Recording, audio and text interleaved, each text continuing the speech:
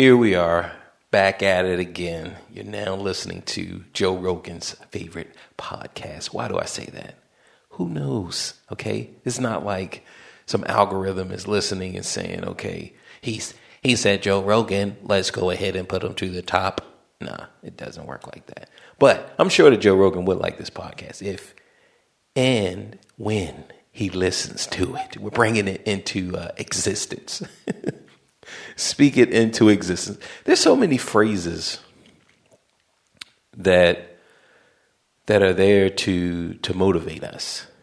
And our great friend Fitlu, he had a whole bunch of them, right? Not meaning that he died. I'm sure he's still alive, right? But just reflecting, just reflecting on the teachings. He had a lot of them, right? But one thing that he brought a lot of things to my awareness and my attention. But he talked about, he showed me the value and the importance of learning sayings and learning poems. Now, that's not the culture that I came from, right? But Fid, he pledged to a Greek fraternity, and that's huge in the Greek fraternity world, right? Learning poems and learning these sayings so that you, in these troublesome times, you can recite those, right?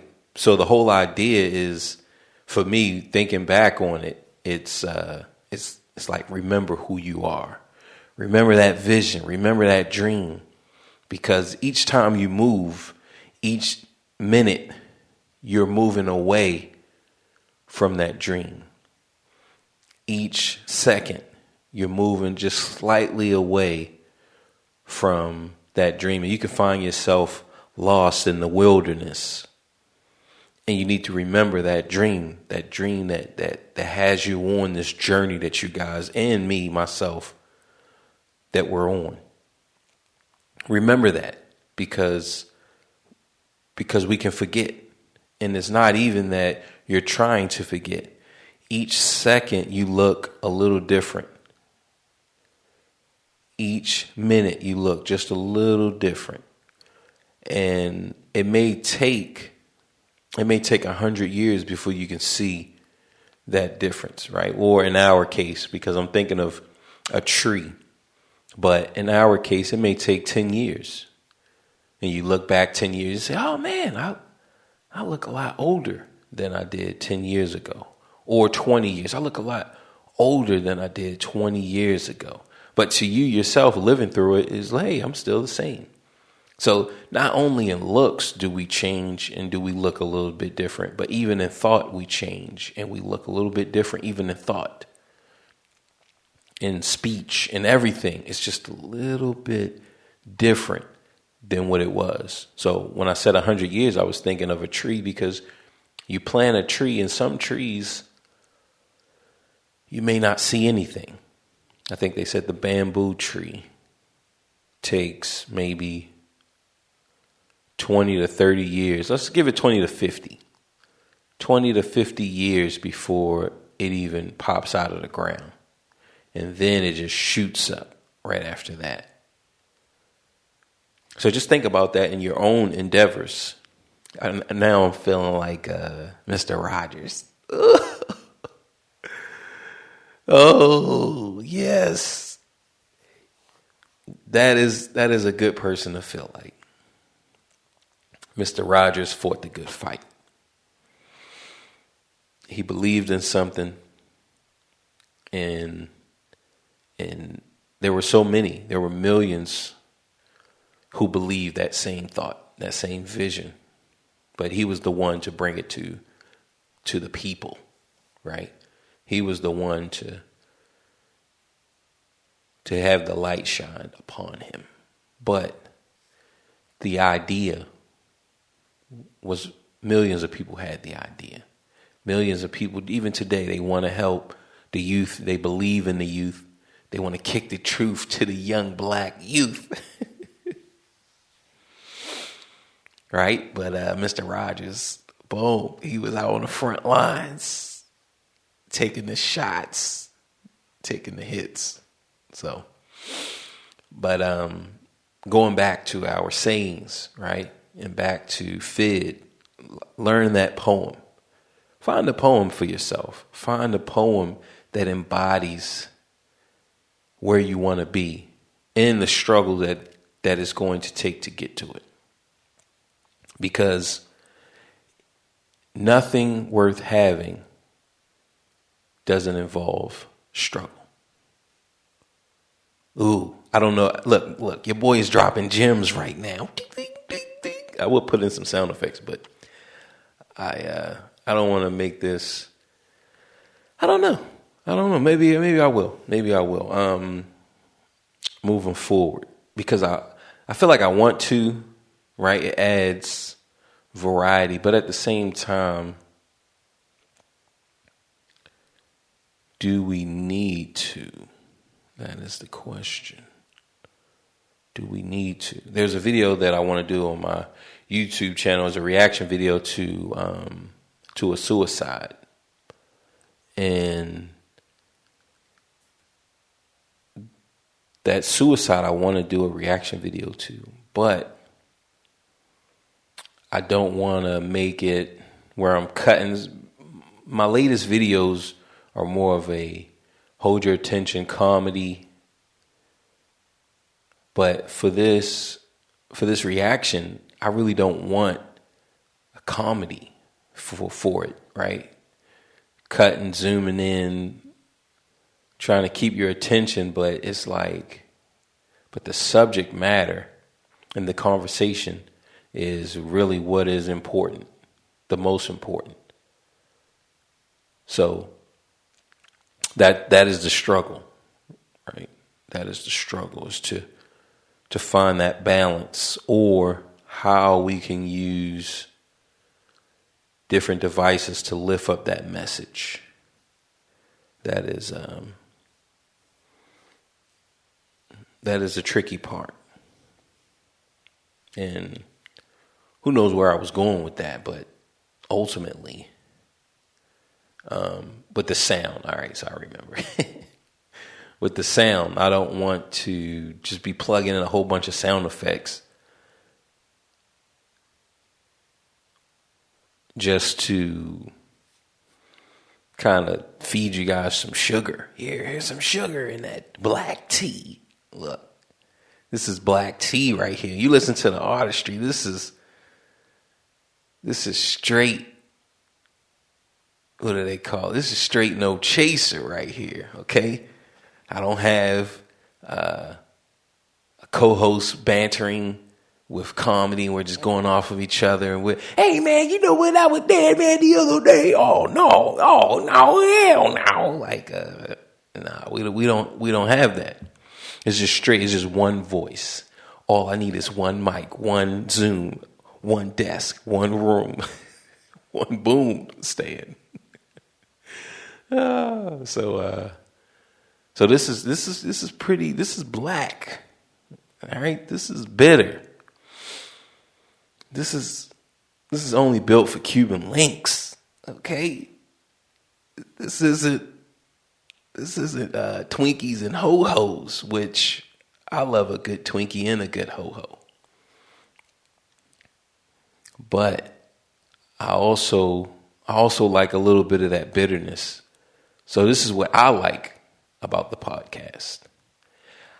I did create that page, but I can't find it when I YouTube, when I do my search, because I try to add it as the other channel for my Bo Miles YouTube channel. I tried to add it so this way you can just go to Bo Miles' other channels and you'll see the artistry of podcast. So as of this recording, we have 4 subscribers to that YouTube, the artistry of channel.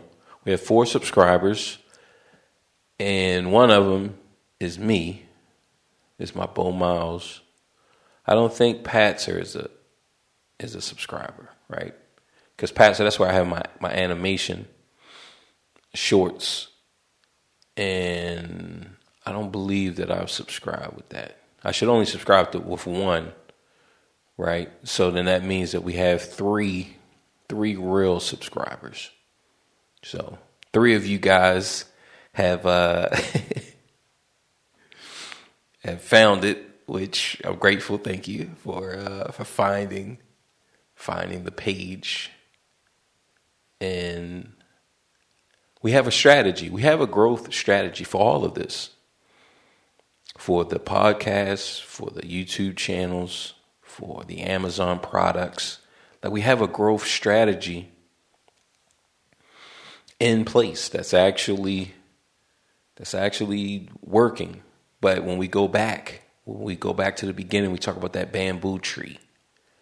And we talk about learn that poem. We talk about Fid, learn that poem.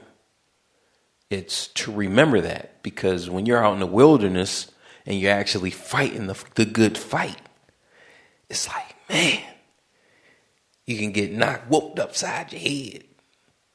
You can get whooped upside your head, and bam, you totally forget where you are, who you are, and why you are.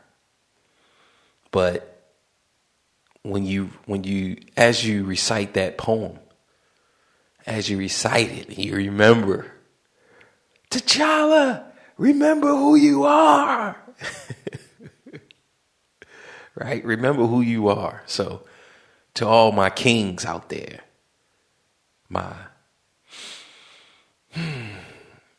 African kings, my European kings, my Mexican king, my Latin kings,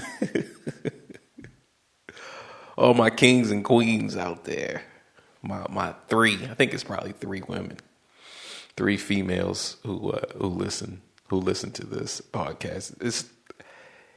We know it's 1, so we just say 3, but I really don't. Yeah, I feel like it's 3 to 5. So for my 5 queens out there, I say remember who you are, because you're gonna go through some stuff that's gonna pull you away. It's gonna pull you off of the path. That's just naturally. That's just time and gravity. Right? This vacuum of space is pulling forward. And remember, I wanted to get into the Anunnaki. Right? I was saying Anunnaku and earlier. But it's hey, look, it's all the same. They alleged created us to mine for gold. That's one story, right? But no matter what the story is, right? We want to start to venture out into that realm of imagination.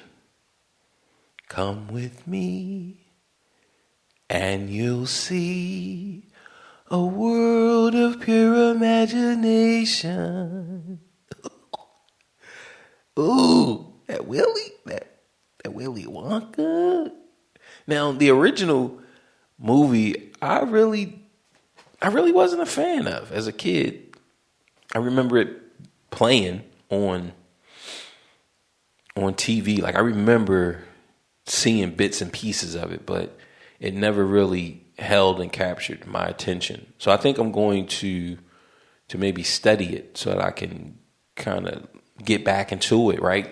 Not even just get back into it, but to understand it. Why was it such a big movie, right? Kind of understand the times. Do you remember the time? Right? So I have to kind of go back and really get into the essence of it. Because I think right now it would be the same equivalent to gamers playing on like the PlayStation, the original PlayStation. Some of those games, they don't hold up well. But I can remember going through it and when it was actually new, coming from 16-bit and seeing these polygons for the first time and just seeing how they were manipulating the graphics and the stories that they were telling and just feeling like, man, this is awesome. And then to go back and be like, man, I can see that it looks horrible. It looks horrible now. But I remember when it did look fresh and when it was intriguing. You guys remember when the guy stole my PlayStation and my games and all of that. Right, so I think I had Resident Evil 2, and I had a few games, but like I remember really liking Resident Evil 2. That was like one of my favorite games, and I remember picking it back up. I'm talking about the original PlayStation edition. I think I got it on Vita or whatever, and I don't think I even played past maybe the first 15 minutes and just was like, man, this doesn't hold up well, right? So I think movies are like that as well. Anything entertainment, books, music, any things like that not music. Well, some music I can say, but it's not the same. I think when we look at movies, we're looking at the pacing of the movie. So when you're young, depending on the type of pacing that you're used to, then another movie may seem boring if it's not up to that same pacing. And as you build your tolerance through different genres, then you can go in and watch a movie and be like, okay, all right, I understand this pacing, right? My body is calling for another pacing, but I can understand. So I think maybe that's probably it with me and Willie and the Chocolate Factory. But that tangent is just to say that that we want to go off and deal with these topics, deal with these things, right? Because we're talking about moving away, and there's a natural pull. There's a natural pull that's pulling us away. Whether it's age is pulling us away. Time is pulling us away. The vacuum of space is pulling us away. We feel like, we've been here for these millions of years, right? But Earth is not in the same place that it was when it first started to inhabit life. So everything is moving away, but we need a sun that we can orbit around. Something that's big enough and strong enough to keep us locked in its orbit. Now, sometimes that may be drugs. Sometimes that may be our past, things that we've experienced. That has become our sun. And that's okay if this is where you want to be. But for some of us, we are not where we want to be. We want to be somewhere else. So that poem or that saying or that whatever, that game, whatever you find, but we have to make it our sun. So that our life orbits this idea, this song, this concept. And everything can grow from that orbit. But if it's not strong enough, then something else can grab you. So definitely learn that poem. Find a poem, right? Because like I said, I wasn't brought up in that tradition. I was going to pledge, but I didn't. I feel like my life is one of a solo life. I don't fit into groups, and I got to come here every week and we got to go over whatever, and then we like that never meshed and just went well with me. The only thing that went well with me with that type of idea, like the groups and we're meeting up every week, is jujitsu. That's the only thing. So like jujitsu, kickboxing, boxing, like those type of things, I see the importance of. But other things, far as like musical groups or religious groups, I like, man, I'm not really trying to meet up with y'all every week and talk about the same stuff. And like, I really don't see the value in that. But that's not to say that there is no value. I believe that there is value. But for me, it just never set with me. Right. So then we talk about fraternities and different other things. Like that type of stuff, it just didn't sit well with me. It just didn't. But I can still look at them and see the beauty in them and still see why people like it. And hey, there's nothing wrong with it, right? So when he talks about those poems, like that's what he got from these fraternities. That's not the only thing, but learning these things and using them. It was learning these sayings and learning these poems and using them in time of weakness, in time of temptation. When the body is weak and the mind is weak and it's dim, and you need that light. You need that light to pull you up.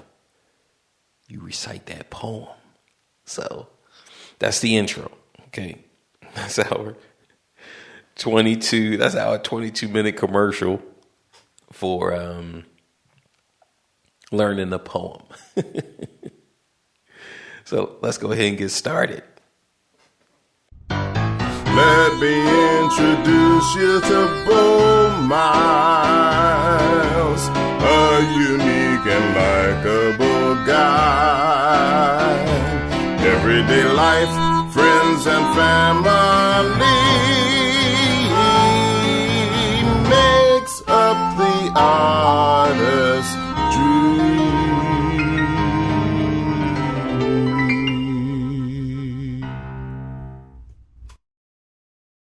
All right. So what else do we have cooking this week? We talked a little bit about the YouTube. So YouTube and understanding and learning the inner workings is never ending. Right? Really understanding the program. Because remember, in today's time we have what do we have? Voice recognition, text recognition, image recognition to see what's in the image. So we're talking about a thumbnail, to see what is in the thumbnail, to see the different text, to be able to read the text that's on the screen, to be able to go through a video, analyze the video to tell if they have nudity, if they have anything that's sexualized, which brings up a point that violence is more acceptable and accepted than sex and sexuality. Like that is crazy. That violence is more accepted. It's more pushed. It's okay. Like violence is okay. sex and sexuality is not. And that's across the world. That it's this idea and this notion of shame and the unknown, and don't talk about it, and just leave it alone. Do not shine any light on it. Just you figure it out however you can figure it out. But violence, we can show that. YouTube can show violence. They can show people getting beat up, people getting punched, kicked. We can have animals, we can have cartoons, we can have all types of media in different forms of violence. That's okay. But once you start to create the illusion or anything that's close to sex and sexuality, that's a problem. I mean, like that is, and you wonder why. And the only thing that I can think of is sex equals more life. Sex is more life. And we talked about this concept of more life. That life wants more life. But society and government, because remember, if government is and society is business, then we want business as usual. We want business as it was yesterday. And to add new life, that is the beginning of the end for business. Because it can always be done different. It can always be done better. Just like a YouTube video. Your videos can be better. Your content can be better. This podcast can be better. It can be better. So if I only have a few listeners, a few viewers, I can get more by changing. By just changing a little bit, I can get more. So business and government and so forth can change a little bit. It can be better. And I think that if we were to allow, and it's just crazy even just saying it, right? Allow. How are you allowing others to do what is their right as living human beings to do?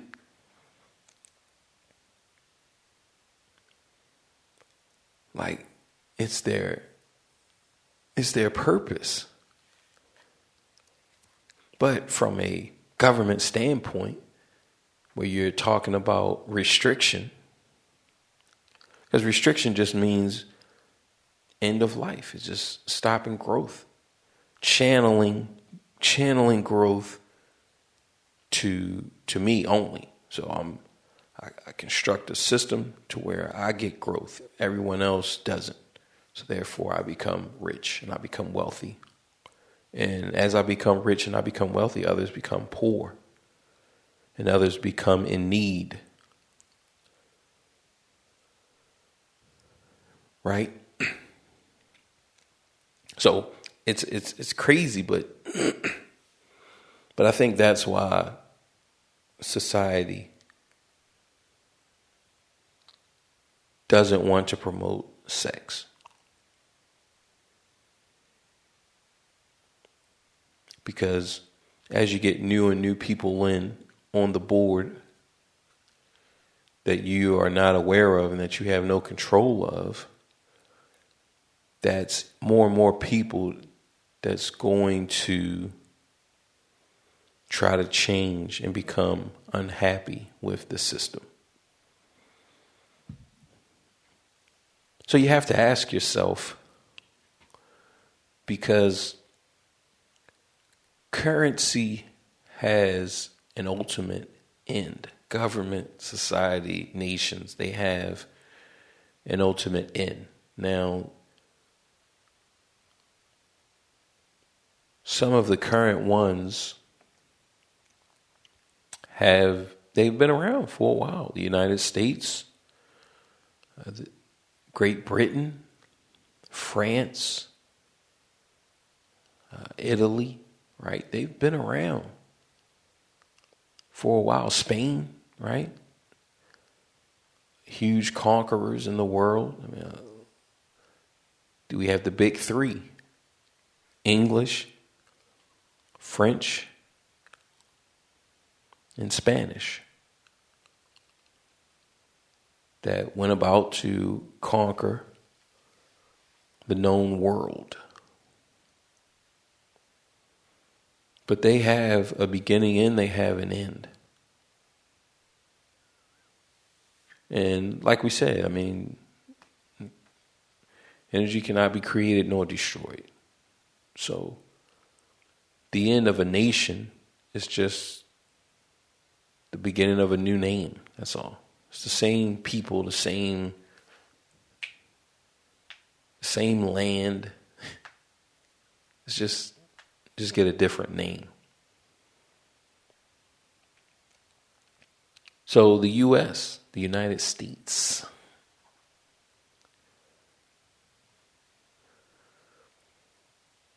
we have some states that, depending on leadership of the country, they'll be like, "Oh, well, we're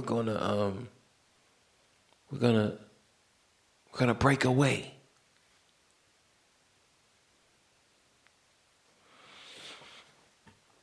Every now and then, and try to bring about this civil war. Another one, and another one. And then you have other nations that are trying to collapse the United States, mainly because of our involvement in different deals and different things that they're trying to do. We're preventing. So they're like, look, let's remove the defender.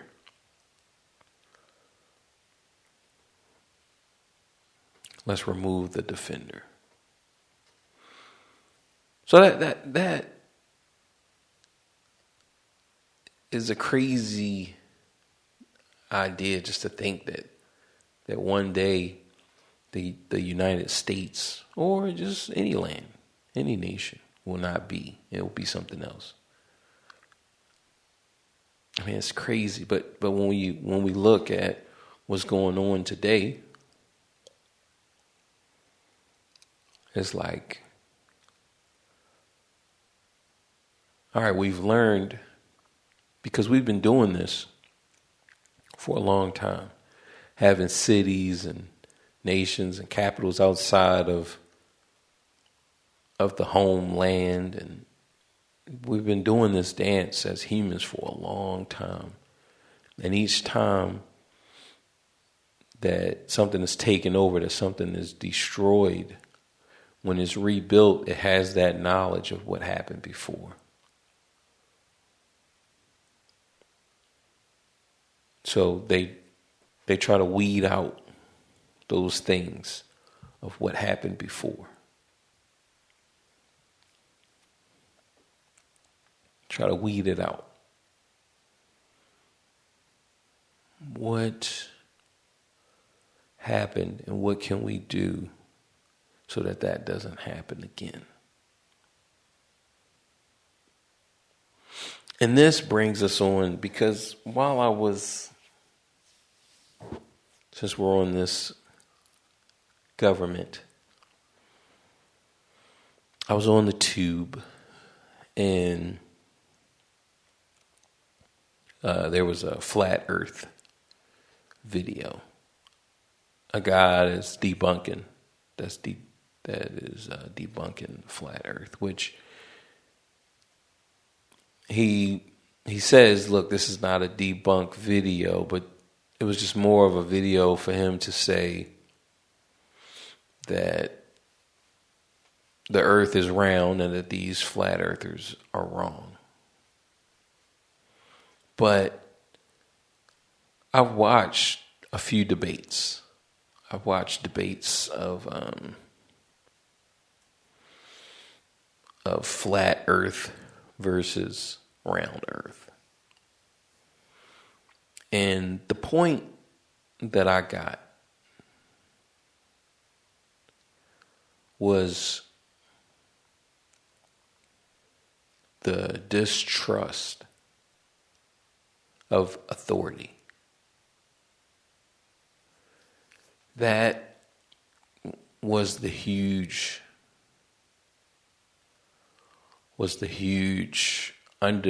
underlining concept that just kept ringing to my mind, was the untrust, just the distrust of society and government. And the flat earthers, they're like, look, I don't trust and I don't believe nothing that they tell me. And I can understand that. I truly can understand that because the people who are arguing for round earth, which I believe, but I understand that it's just a belief. The people who are arguing sound just as foolish, and this is not to say that flat earthers sound foolish, but they sound the same. The people who believe in round earth, who are willing to argue and test and do all of their research, versus the people who believe in flat earth. So the round earth versus the flat earth, like, they're both the same. The flat earthers will have arguments to support. They have experiments to support their beliefs. The round earthers, they have just belief. It's like you get to a point that you're not checking any of this information. You're not checking anything. You're just saying, hey, if society says that it is so, then it is so. And when someone comes along to say that that's wrong, that no, that's not right, then you will ridicule. And we talked about this. You'll ridicule, you'll tease, you'll do whatever so that the focus isn't on you. Now, are there people who have sent rockets and cameras into space? Now, I believe that there are people who sent a rocket and it has a camera. I've seen it, and I'm talking about just a regular guy, like not NASA, not some scientist or somebody who was backed by the government. I'm talking about regular Joe, like you and me, who has put a camera and has been able to pierce and crack into space or leave Earth, right? That exists. That footage is out there. Now, have they been able to go, let's say, been able to reach the moon? Now, I'm talking about just a regular Joe like you and me. That I don't know. I don't know. So that's where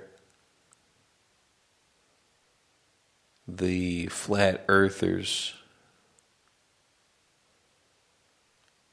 that's where for me, that's where it branches off. Because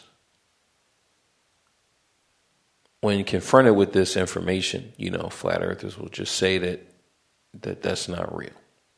They'll try to discredit the person, the regular guy who has, and then this isn't to say that because this regular guy, when you send something and it, cracks or breaks into space, right? It goes into space or whatever. That's not to say that the earth is still round. That's just to say that, there's a way to look above, right? And I'm not here to argue for or against.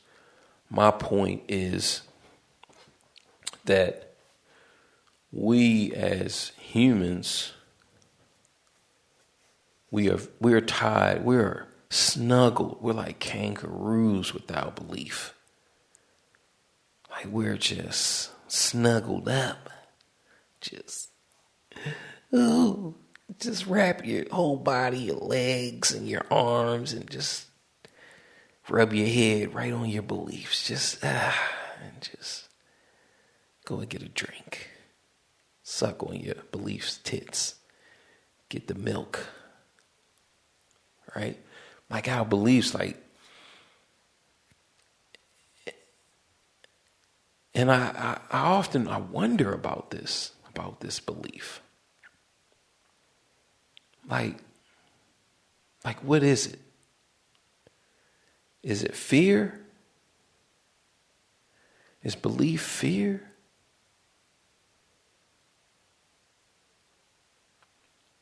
Or is belief, what is belief?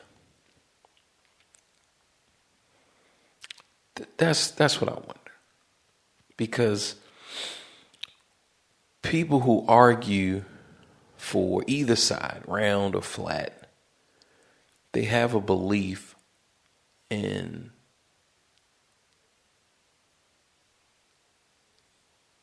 doesn't matter what their beliefs are.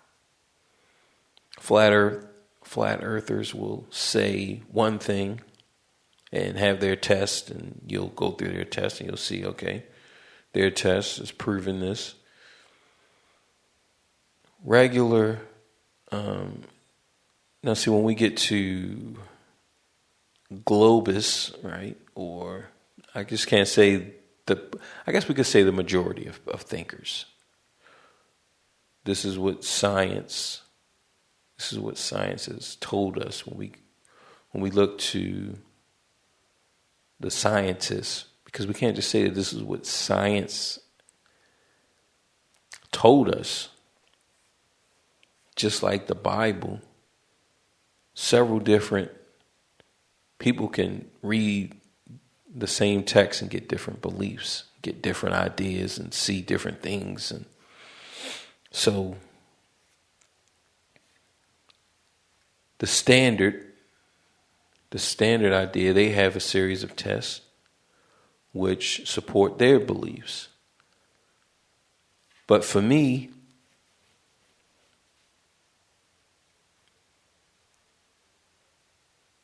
it doesn't matter.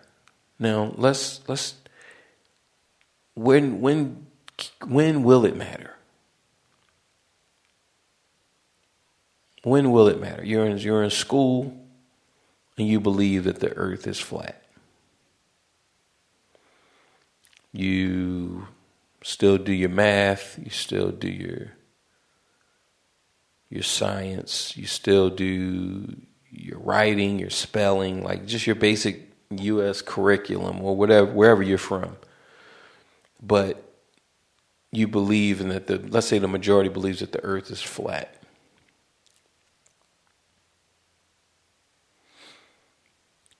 Then, how does that world look any different from what it does now?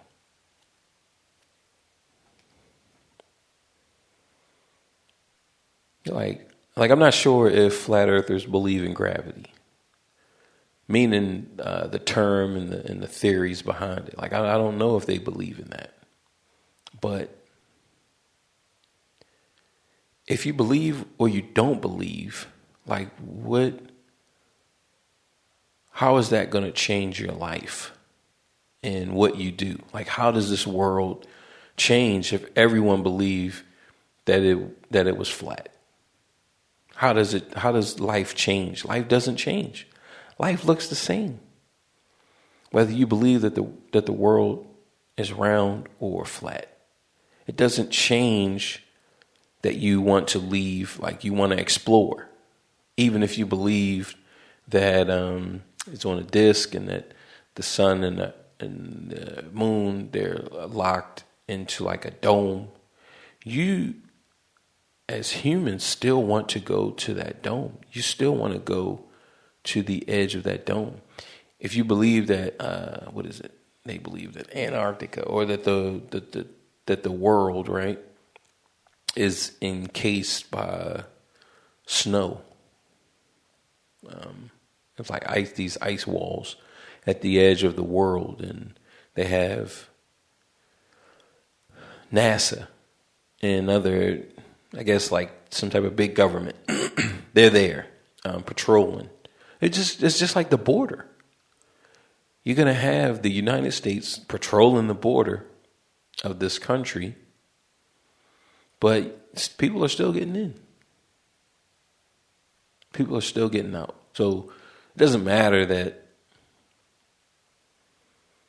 they're patrolling the edges. You can't be everywhere at all times. So someone has made it past these borders. Someone has discovered the truth. Let's say the truth is that we go back to the Anunnaki, or we go to some other thing, right? Some other thing is out there that's beyond. And we have a select few who has seen this beyond, right? They went past the Great Wall of the world. All right, let's say they died. Let's say, okay, all 10,000 of them died. They were all murdered by the great beyond, this great force that doesn't want them to know that it's there. But you have more and more and more people, right? So eventually, if we said that the majority of the world believed that the world was flat, that the earth was flat, now the majority of the people are going to want to go to the edge to see this great beyond. There's going to be tales, and this isn't to say that what these flat earthers believe is wrong. This is just to say that human curiosity doesn't go away. Like it doesn't go away. People are going to be curious, and as the stories become more and more, and there's people, this team went to the edge of the world to confront the great imprisoner. Like as a people,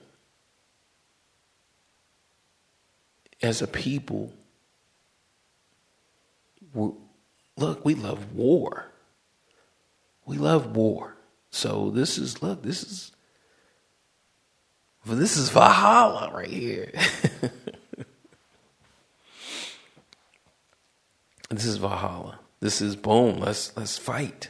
The world can now be united in this great war. If we defeat this entity, the beyond that kept us imprisoned, if we defeat that, then what? So we have millions of soldiers now. We have the whole world united, all fighting in the Arctic to free us of, I don't know. I mean, we defeat it, then what? Then we have to back engineer its technology. How did it keep us in prison? What is reality, right? So we come back to the same concepts as before. What is reality? Are we living in a simulation? We come back to all of these ideas after we defeat this great imprisoning entity. After we defeat it, we still have questions. What is it? So we study it. Its life form. Is it a physical life form? Is it like... But we're back to the same thing. We're back to where we started. So then it's like, what's the point? People like to fight. These are like recurring themes that we're constantly running into. We need somebody to fight. We need some people to kill. This is who we are. Like I really sit and I think like, man, the gun is like the worst invention ever made. But if we didn't have guns, we would still have murder. We would still have violence. We would still have intimidation. We would still have bullying.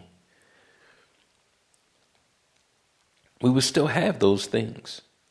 Just certain people wouldn't have access to it. They wouldn't be able to just kill.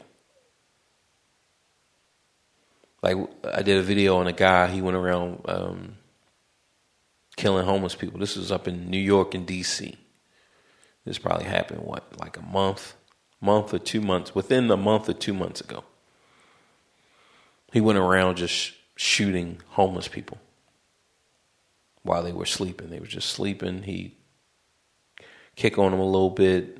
Once he kind of, okay, this person, I don't even know if he waited for them to move. He kind of looked around. This is all filmed, right? New York and DC and a lot of your cities, downtown areas, they're going to have a lot of cameras. So this is all filmed stuff. He went around, he found his victims, and then he just shot them. Just shot people. So he killed maybe, I want to say up to 6 to 12 homeless people with a gun.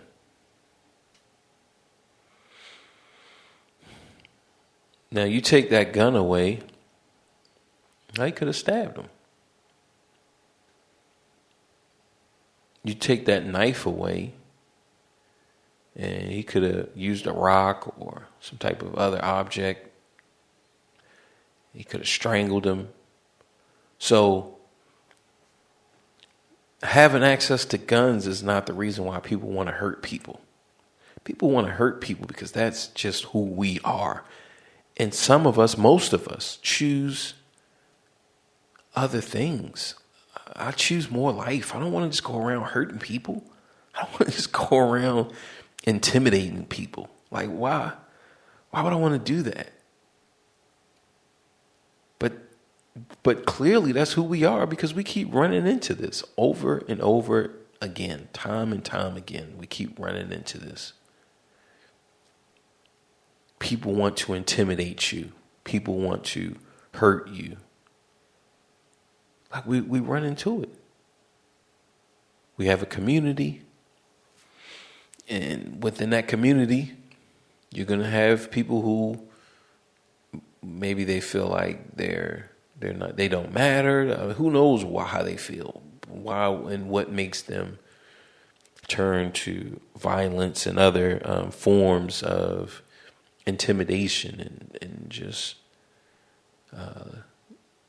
what do we call it? I mean, if we have this concept of more life, then what? Less life or dead life or reduced life?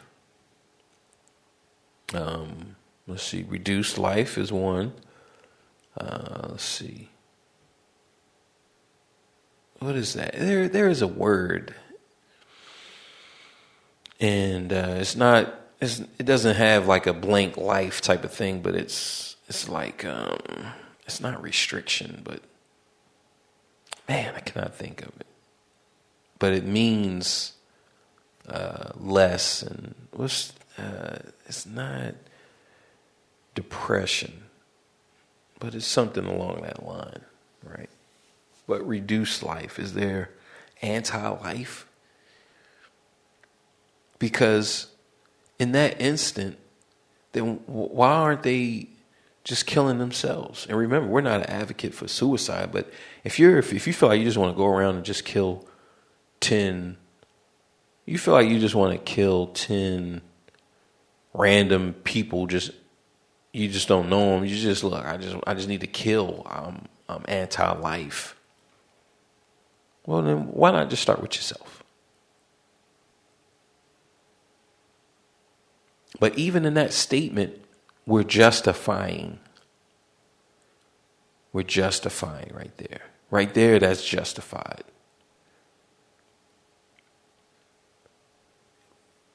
So, why is that? Why am I justifying? I shouldn't be justifying. I shouldn't justify what's going on in the minds and in the heart of people that it just makes them want to do that. And for me, I just feel like that's just a part of who we are.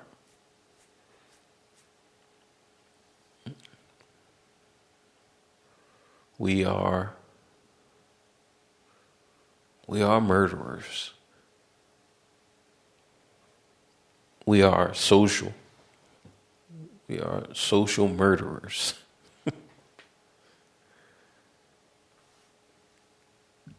And some just choose not to experience it. Some people just don't want to be a part of it. I don't want to be a part of it. I don't want to be a part of going around hurting people. No, I'll pass. I have other things that I would like to do.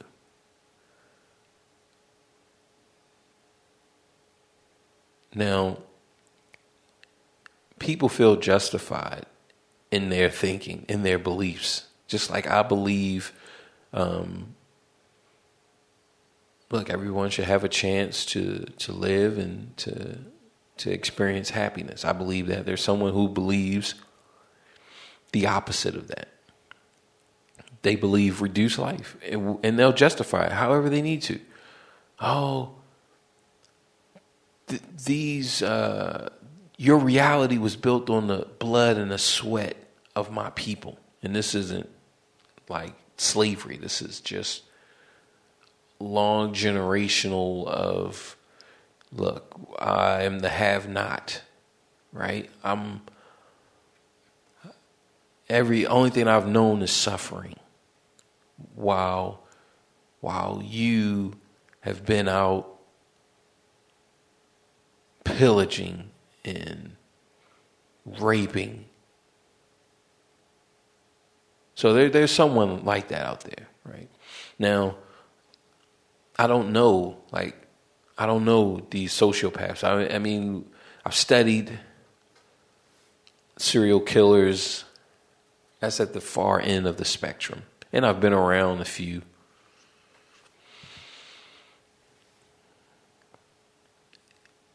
And the ones that I've been around, they feel like they're right. They feel like they are justified.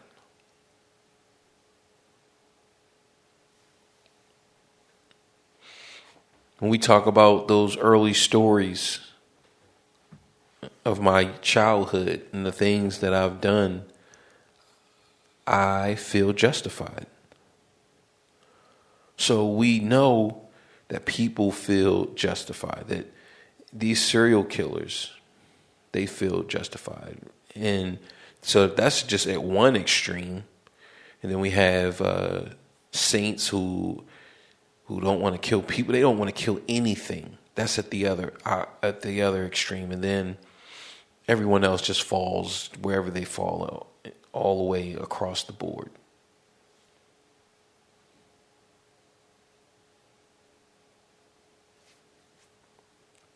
But that's just human nature.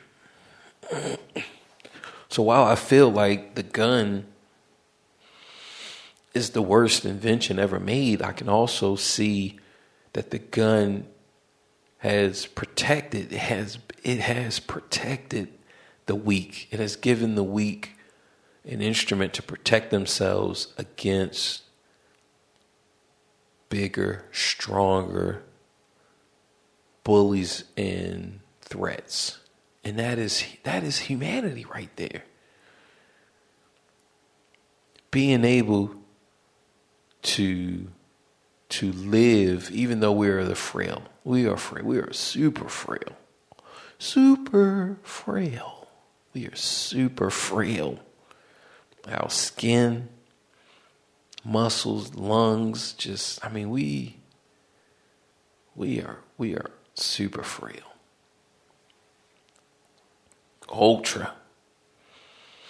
Ultra frail. Like when you look at the other creatures of this planet, I mean, they've definitely been around. They've been around, just evolving, becoming stronger, thicker, tougher. I mean, it's remarkable. But then you have us who, like, we are definitely frail. But yet and still, we manage to carve a place for ourselves, to find a place on this planet, even though we are frail, even though almost everything on this planet can kill us.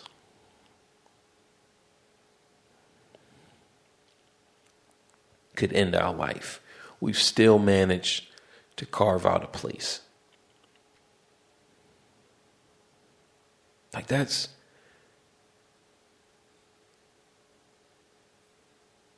remarkable. That is genius. That is something to be proud of. And I'm proud to be a human where at least I know I'm free. Oh man, that is the exchange. That's what we've given up. We're not free, but we do come from a species, and we do come from a lineage of great thinkers. You know, like my Brazilian jiu-jitsu pedigree, it goes back to Japan. My music pedigree goes back to James P. Johnson. And then you go even further to him, right? You go beyond Jamie P. You go beyond him. I'm sure you're gonna get the Beethoven, you're gonna get the Bach, you're gonna get to some of the African great musicians in Africa, the unnamed musicians, right? So that lineage, that pedigree is important. That lineage is very important. It is. It's very important because history, it tells a story about a lovely lady who was bringing up three very lovely girls. It tells a story. It tells a story of perseverance. It tells a story of courage, right? These are the things. So we're talking about this gun that is the worst invention. But when we really look at it, it is the extension of the human mind and the human tenacity and will to win and to live more life. It is the symbol of more life. So you can't hate what others are using it for. Well, we can hate what they're using it for, but the invention of it.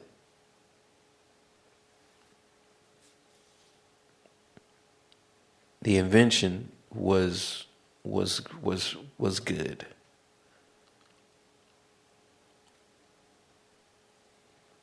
And the evolution of the gun,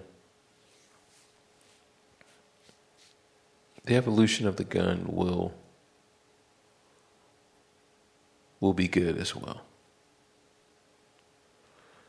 Will people use it for in bad ways, or in poor decisions, poor choices? Yes, they will. People will continue to use them poorly, but that doesn't take away the beauty and the liberation at the same time. So, as I make the statement that it was the worst, I also understand that it was also the greatest. The greatest you, the greatest me, and we define the greatest chemistry, the greatest love, the greatest. Oh, man. So, I mean, that's just crazy, right? That's just crazy. But we talk about all of this when we go back and we bring it back to the flat earthers. It's about experiencing reality, right? There's a long tangent about finding and fighting a great unknown entity and whatever, right? It's about experiencing and understanding reality. That's what it's about. That's what flat earth, round earth, science, all of these things, mythology, religion, is to understand reality, to understand what is it, where are we, when are we, how are we. So we come up with these things. So science is just a mythos. It's just a religion. Science, Christianity, you wouldn't say Muslim in that type of context. I don't know if you would say Islam. I'm not sure how you would say it. What is it? So many different. I mean, there's so many religions, right? But it just goes to beliefs on where are we, when are we, how are we, why are we. And none of these things can answer why are we. We can't even answer that for other creatures. We're going to get into that later, but I want to touch and I want to really hang around this concept of understanding reality. And as we have government push those ideas, because that's really what we're talking about when you're not trusting. So if you're not trusting the masses, you're not trusting the mass idea of reality.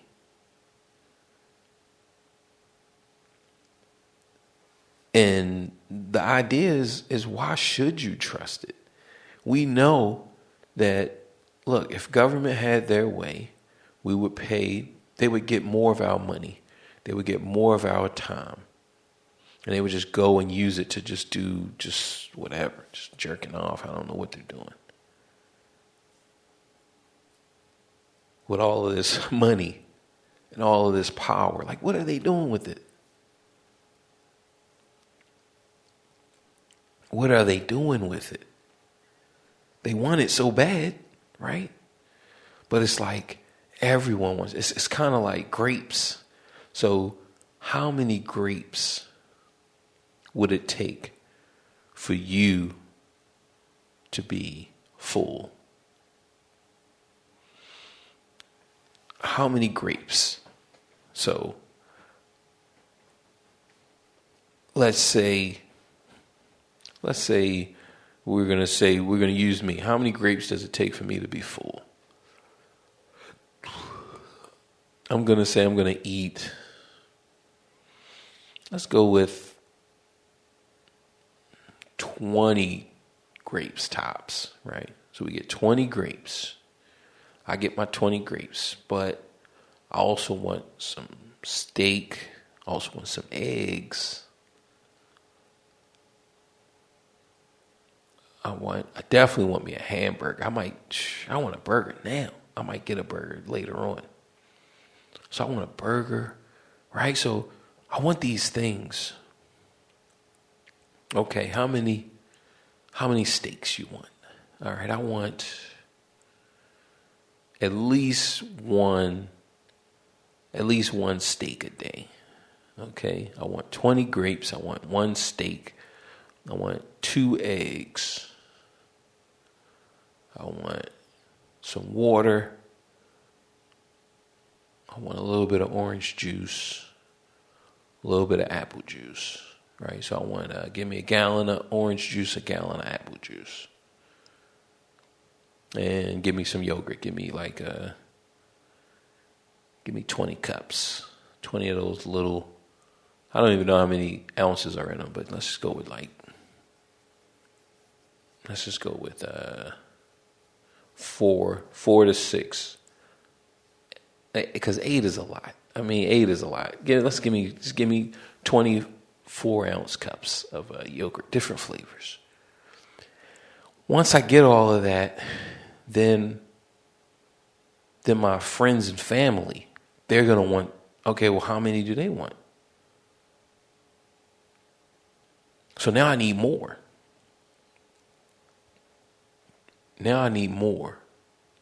So after we take care of my friends and family, then we got their friends and their family. So now we need more. And we constantly need more and more and more and more and more and more and more. So that everyone is getting what they want. But then you have people like me, and it's just really no way around it. You have people like me who come from nothing. When I mean nothing, I mean nothing. We're talking about Baltimore City. We're talking about the freaking bottom, okay? Wanting to eat the paint off the walls. I still remember that. Just feeling like they was just chocolate. Feeling like the paint chips was just small pieces of chocolate, right? Now, I knew that you couldn't eat it. I knew that it wasn't sweet, right? I probably put it in my mouth and chewed it a little bit and was like, ugh, right? But I knew that you couldn't eat it. But I remember my mind is telling me no. But my body is telling me, yeah. Bo, you better eat that paint. Right? So, I remember that. Like I said, I didn't eat the paint, but I remember just my mind just feeling like, oh man, so hungry and not having nothing.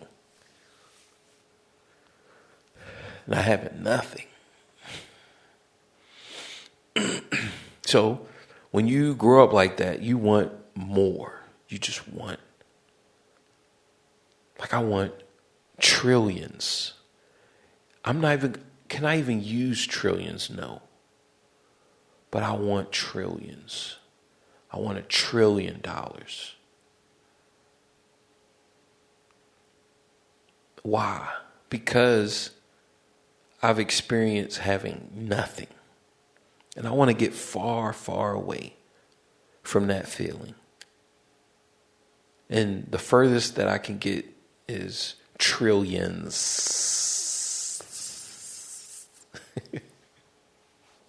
We have to become a snake. I want trillions. Now, in order for me to get trillions, that means I'm going to be taking from a lot of people. I'm going to be taking from a lot of people. What am I going to? I'm not even going to be doing anything with that money. Jerking off. Right? We said earlier that sex is shameful, but violence is okay. That is okay. So the fact that I got trillions and that I'm jerking off, like, that is a problem. But if I got trillions and I'm causing war and I'm actually fighting, putting people to work, right? If you're fighting my wars, that means you're working. So I'm putting people to work. I'm giving jobs. That sounds better. That sounds like a person who knows what they're doing. He's giving jobs to millions of people. He's all right in my book. Right? But if I just take that money and just sit on it and just jerk off, then there's a problem.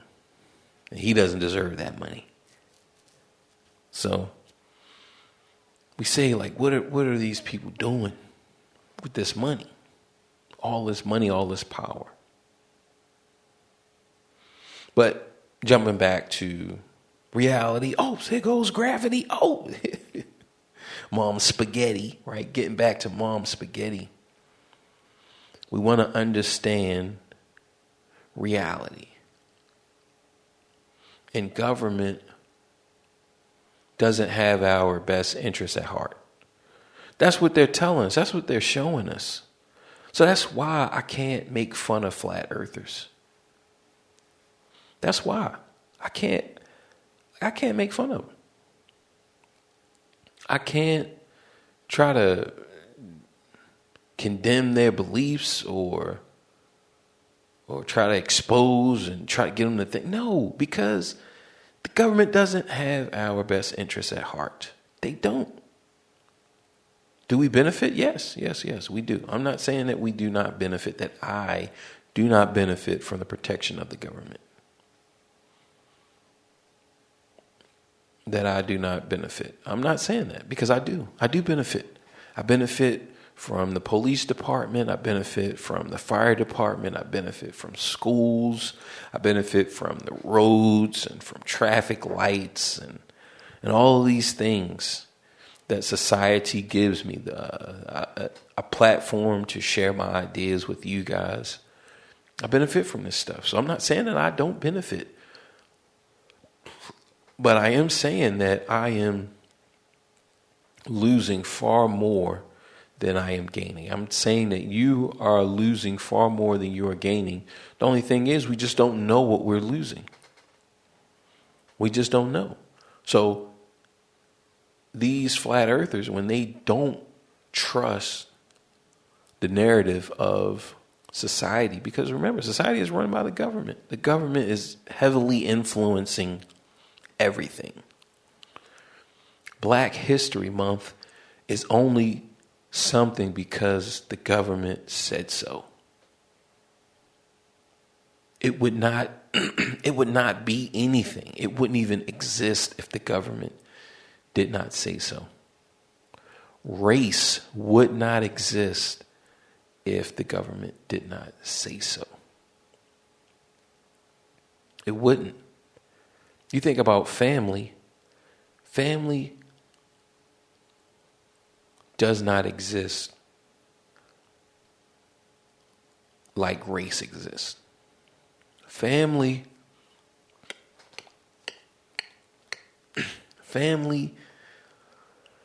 is, and this is different for everyone. I do acknowledge this. Let's pause this. Let we get a chance to use our sound cue. Family, and like I said, before we had our pause, I understand that this is not so for everyone. That some people, they don't have a family. Maybe they're the last one. They're the last one left, or they didn't grow up with a good family. They don't. Look, I'm not here to argue that. Okay, but for me, I can only speak for me. First thing I like to say that family is important. That the American people, I can feel myself calling on Obama and Kermit the Frog. So I'm gonna kill that Obama the Frog. But family for me is important and is of high value. I value my family. All of them? No, I don't know all of them. But the ones that I do know that I am aware of, I value them. I've been away from my family for a long time. So I do value them. I weep. Widows weep. Warriors weep. Okay, I weep for the fact that I don't know my closest cousins, their kids. I don't know them. I wasn't there to see them grow up and come to different birthday parties and, help them celebrate those events in their life, different recitals. And, I would have liked to have been there. And that is something that this warrior weeps. Trying to come up with a good name for my controller. And I was thinking opponents wail or opponents weep. Heroes wail. Heroes weep.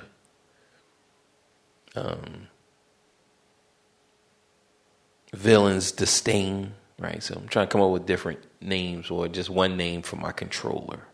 So when I go into battle, I will bring heroes wail. So who knows? Heroes anguish. I like heroes wail, right? But I do wish that I could have been there, to see those things, because those things are important. Now, the complexion of my family does not matter. When they marry into different ethnicities, different races, different whatever, and they produce their offspring has two phones, one for the plug and one for the club. I got two phones, right? So when they're a product of those two phones, that doesn't matter. Like, that's still my little cousin. That's still my little nephew. And I want them to be happy and to have a life filled with joy and potential as much as they can get. I want them to go off and to be whatever they want to be. I don't care that one has straight hair and one has curly hair and one has blonde hair, one has blue eyes, and one has brown eyes, and one looks just like me, and one doesn't look like. I don't see any of that. So that's why I say that without society shapes who we are. It really narrows us into a certain lane. That's why hate towards whatever groups, that's why those things exist. And that's not to say that a part of it is not human nature, because it is. Because a part of human evolution has seen more human tragedy than any other creature. They say, oh, the reason why people are afraid of snakes is because our ancestors were up in trees and they had to deal with snakes. Reason why humans are afraid of large birds is because our ancestors was getting swooped up by great eagles and flying predators, and we have people have fear of dogs because of four-legged predators and so forth, right? But our biggest conflict has been with other humans.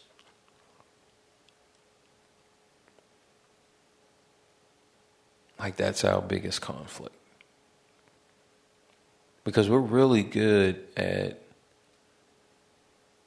eliminating.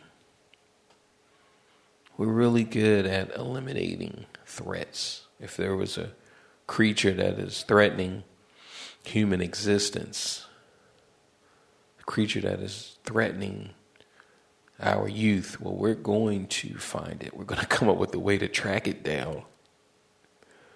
We're going to come up with a way to hunt, track it down, study it, its ins and outs. These are the genius of humanity. And then we're going to eradicate it so that all the little white boys and the little white girls can go to school with the little black boys and the little black girls and the little Asian boys.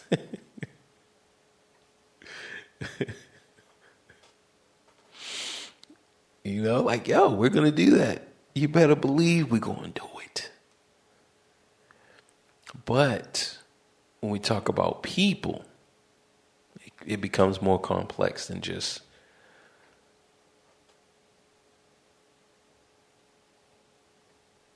this guy who killed my son looks like Malcolm Jamal Warner, so I'm going to go out and kill everyone who looks like Malcolm Jamal Warner. Like, that's...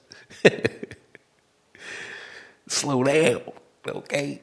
Look, man, I know that your child's murderer look like Malcolm Jamal Warner, and I know that the hatred and the sadness swells to your heart, but let me tell you something. Right? Like, yo, you can't be, you just can't go around killing everyone that looks like Malcolm Jamal Warner. Right? You just can't.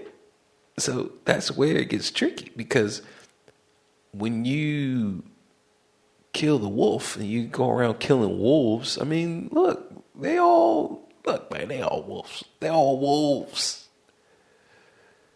Okay?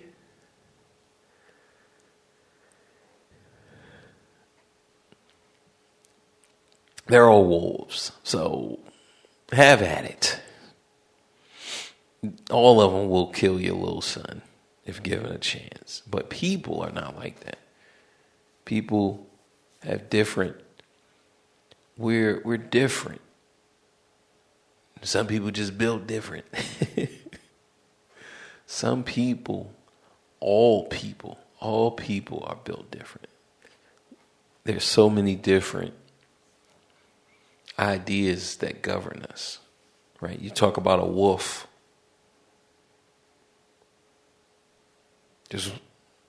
There's like what?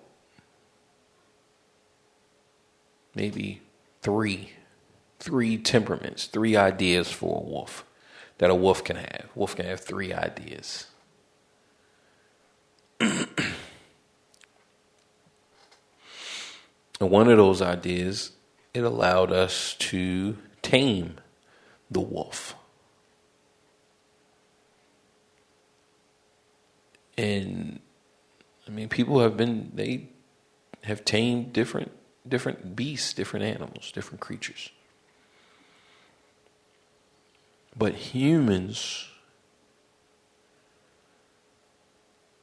Humans are very, very, very unique.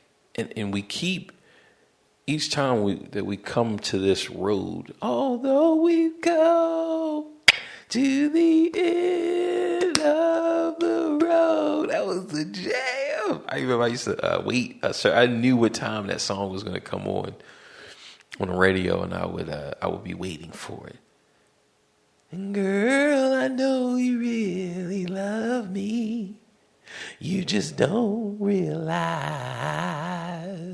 you've never been there before. It's only your first time. Oh, that was the jam.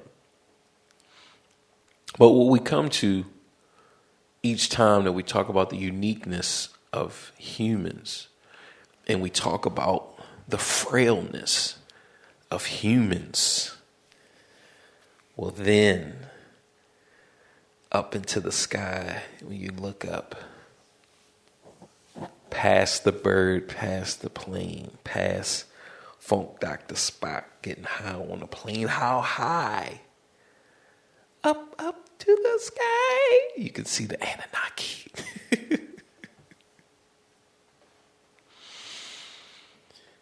And I don't believe, but I don't disbelieve this theory that we were engineered, because genetically engineered, genetically modified. I don't disbelieve nor believe, because from a science perspective, genetically modified could mean evolved. That's evolution, is genetic modification is evolution. So remember, I'm very big on language, because language is an approximation. So I really love language. So I love all of these stories. I love all creation stories. I love them all, because it says a lot about the person who created it.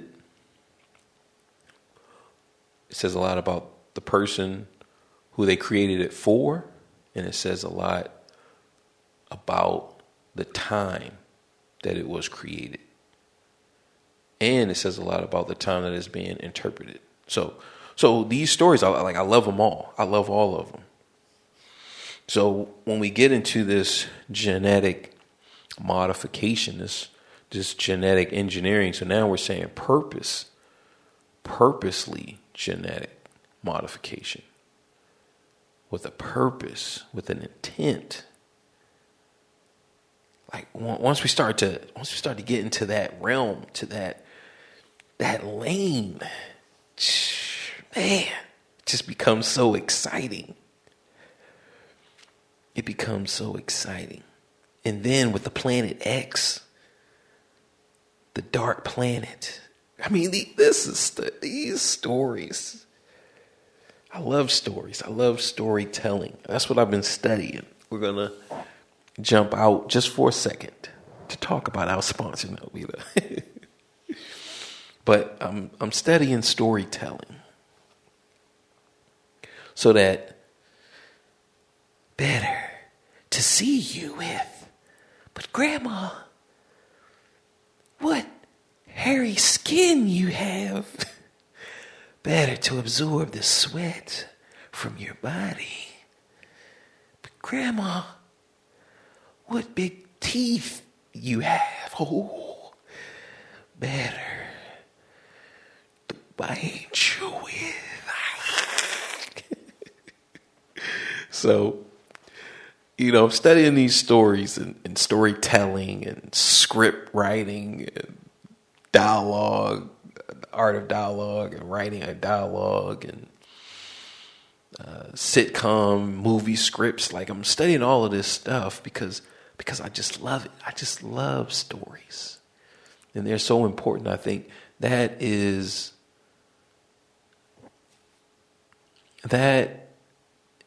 a factor that no matter what the YouTube algorithm is looking for and doing, if you can create and tell great stories, I think with great stories comes great responsibility. But with great stories, you can get the algorithm to work in your favor, even if it wasn't programmed to work in your favor.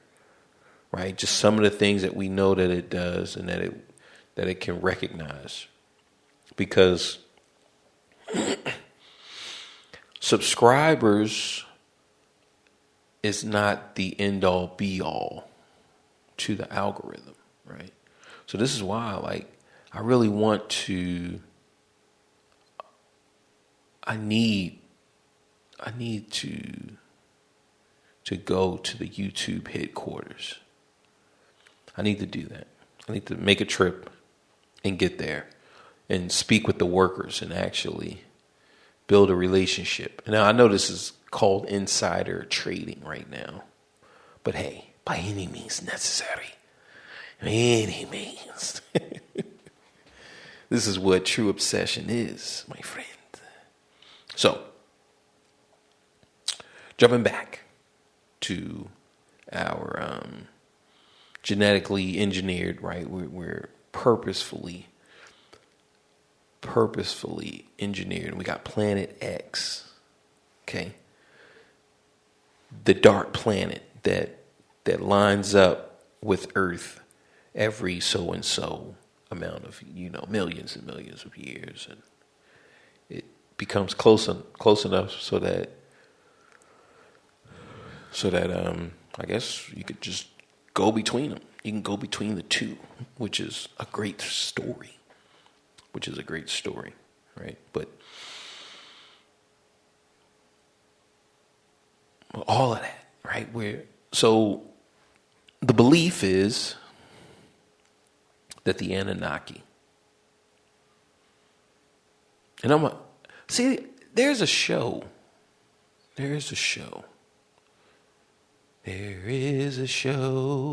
Okay, so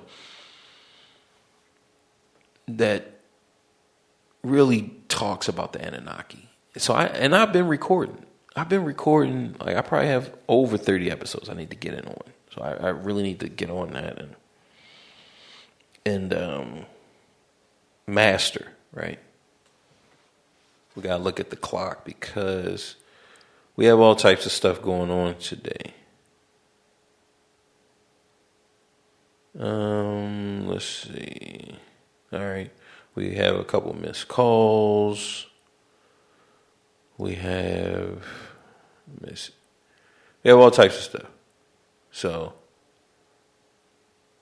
I definitely got to tend to that. I think this has been a good episode. So let's we'll start to close it out because this is 90 minutes. This is what, close to 100. Close to 100 minutes is not bad. It's not bad. I want to thank you guys. Now we're still in the episode, right? So we're still talking about the story of the Anunnaki, but we're gonna continue this. We're gonna continue this talk, right? Because remember, I love a good origin story. Like I love them all. I love all of them. So, because I like to read between the lines and really jump on it.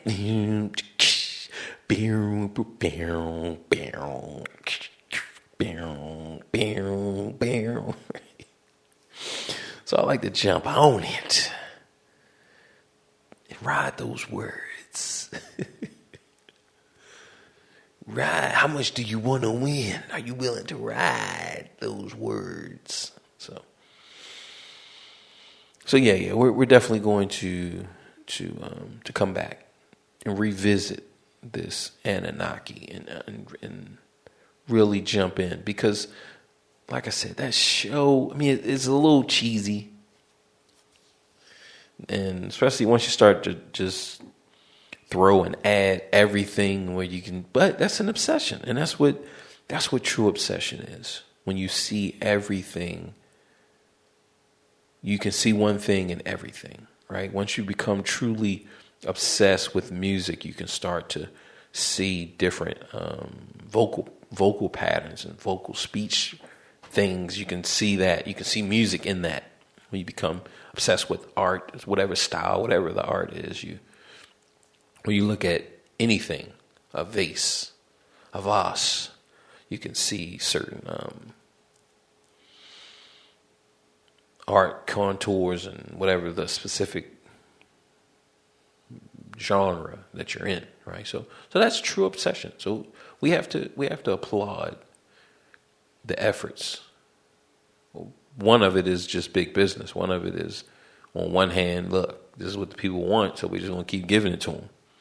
This is what they want. This is what they're buying, right? Advertisers are buying spots on this show, and people are watching for this one thing, so let's keep giving it to them. So that's one aspect of it. And the other aspect of it is, look, you got to be obsessed if you're going to keep finding different plot lines and storylines in the same pile of goo. So there we are. I'd like to thank everyone. I'd like to thank you if you made it this far. The few of us who have made it this far, I'd like to thank you guys. I think last week we had an anomaly. We had 2,000, almost 3,000 downloads. So it probably was 3,000, but I want to say it was like maybe like 2,900, right? That we had over the span of maybe 3 days. And I want to say that like one day was like 800 or 900. The other day was like maybe 14 to 1,700. And then the next day was around maybe 7 to 900 or whatever. But a couple of weeks ago we had an anomaly, and I was able to see what my goal would it look like. Because remember, I want 30 to 60,000 downloads a month. And I was able to see what that actually looked like. That's what it looked like. It looked like 1,000 downloads a day. And that's what we achieved. Like I said, it was an anomaly, though. It was definitely because it wasn't like a specific episode. It wasn't like a specific episode. It was just a few episodes all got like 30 something downloads. Right? So I don't know what happened. I don't know. I doubt that China lifted its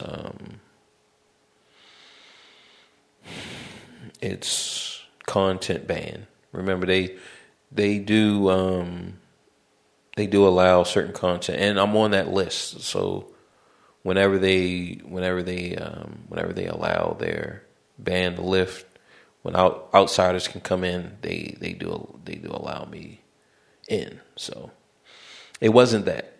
I don't know what it was, but it was inspirational. Whatever it was. Because I got a chance to see what that would look like, just for those 3 days, that's what it would look like, right? If I was getting 30 to 60,000, not dollars, but 30 to 60,000 downloads a month, right? It could also look like when each episode drops, you're doing like 10,000, right? 10,000 downloads. Right, that would be 40,000 downloads a month. right? So it would also look like that. But if he was, consistent like Joe Rogan, especially during his heyday, I know that his downloads have dropped since he's been on Spotify.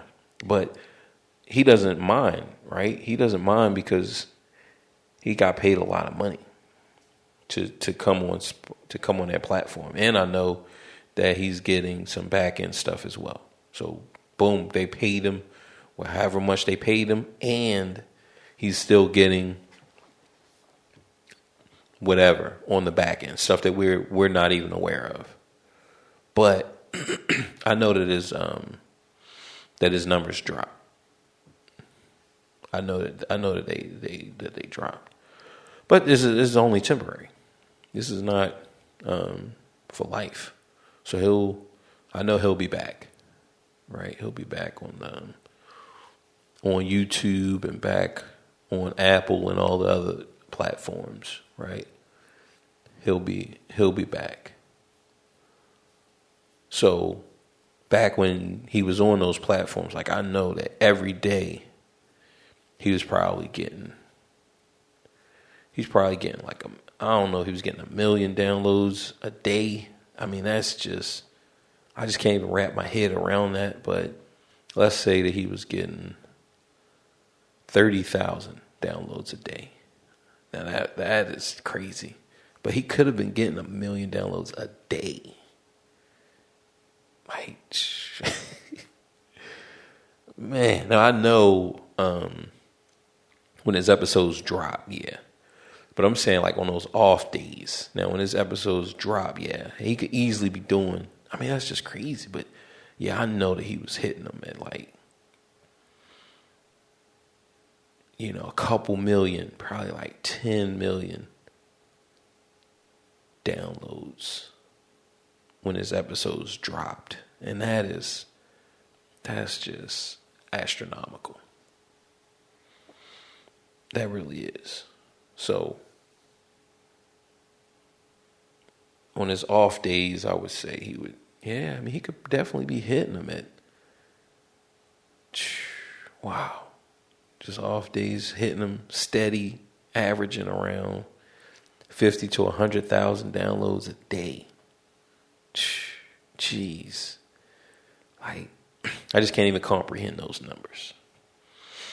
Right? I can't even comprehend those numbers. And I feel like that is what I need. I need to be able to comprehend those numbers and to grab those numbers. I need to be able to grab those numbers. And when we did, for those few days, we did those 1,000 downloads. I mean, it shot us up into an atmosphere that, like, man, only if I could just be up here, right? Only if I could just be up here.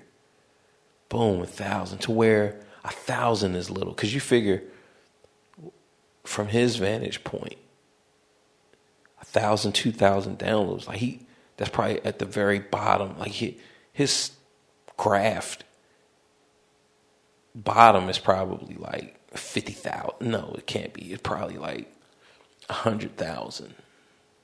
It's his bottom. And remember him, he's getting bigger with each controversy. I mean, it's just like boom, it's just exploding. I mean, his bottom could be 1 million, which is what? Oh my goodness, right? Like, that's just crazy. That really is crazy. But we got a chance to see what 2,000 downloads in one day, or I would say the top was like 1,400. So we got a chance to see what 1,000 downloads in one day look like. I mean, in just that mountain, it just shot all the way up. Like, I mean, I just looked like, what in the world? Like, what happened? I don't know what happened, but it's something to keep fighting towards. Right? It's something to keep fighting towards. So that was something that was very, very unique. And I just want to thank you guys because, you guys are making that possible. Okay. Like we're getting there. We're getting to where we want to be. Right. Like I said, we got 4 subscribers on the YouTube page. My Patzer, I have 130. So that's the animation channel. So I have 130 for the animation channel. My Bo Miles, I have 114. 114. So remember the animation before I started, I want to say I didn't even have 100, or I had like 102. So it's been 10 days. It's been like 11 days since I dropped that video. So, like I said, I don't believe that I had 100, but I could have had 100. But I don't think so. I think I might have had like maybe at 102 or 104. That was 10 days ago. Now we're up to 130, right? So we're moving, right? We're moving. We're going to be working on that next episode. I'm actually going to be working on that today. I'm getting a script. I have the idea, so I'm very excited about the idea to see how it does, right? To see how it does. And I've been getting a lot of hate on that episode, which is good because that it's provoking emotion. And y'all know that emotion make you cry sometimes. Ooh, oh, emotions make you high sometimes.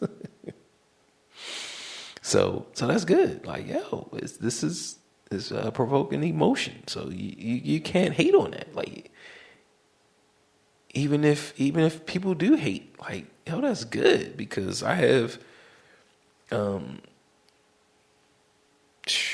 other videos that no one even cares about. So this is good that people are caring enough to say like, I don't like this. That shit I don't like. That's that shit I don't like. So that's good. That's good. So again, thank you guys just for listening. And until we meet again, my friend Reese's PCC.